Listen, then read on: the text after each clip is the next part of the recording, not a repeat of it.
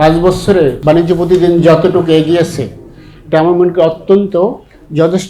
সংবাদপত্রের সারা পৃথিবীর ইতিহাস বলছে যে একটা সংবাদপত্রকে মূল্যায়ন করার জন্য 5 বছর সময় যথেষ্ট না, কারণ 100 বছর টিকে আছে এরকম সংবাদপত্র অনেক।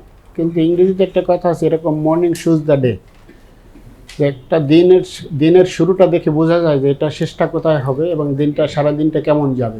সেই দিক থেকে 5 বছরে বাণিজ্য প্রতিদিন যতটুকু এগিয়েছে এটা আমার মনে করি অত্যন্ত যথেষ্ট। আপনারা জানেন যে চাইনিজ ব্যাম্বু, সারা পৃথিবীতে চাইনিজ ব্যাম্বু অত্যন্ত টেকসইভাবে কীভাবে বেড়ে ওঠে, এরকম যে প্রথম 5 বছর শুধু মাটির ভিতরেই থাকে, পানি দেয়, তাকে যত্ন করে প্রথম 5 বছরে রাখতে হয়।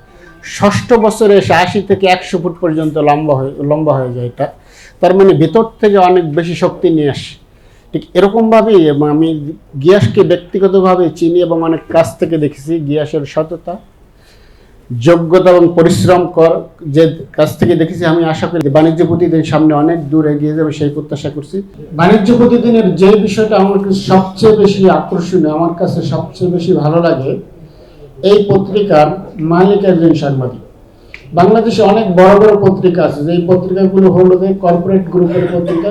এই কর্পোরেট গ্রুপের পত্রিকায় নানান কিছু বিষয় চাইলেই লেখা যায় না, হঠাৎ মাস পথ থেকে আটকে যায়। আমি অভিজ্ঞতা থেকে বলছি, যখন একজন সাংবাদিক একটা পত্রিকার মালিক হন, ওনার এই প্রতিবন্ধকতাগুলো থাকেন না। সাংবাদিকতাটা অন্তত সঠিকভাবে সেইখানে হয়।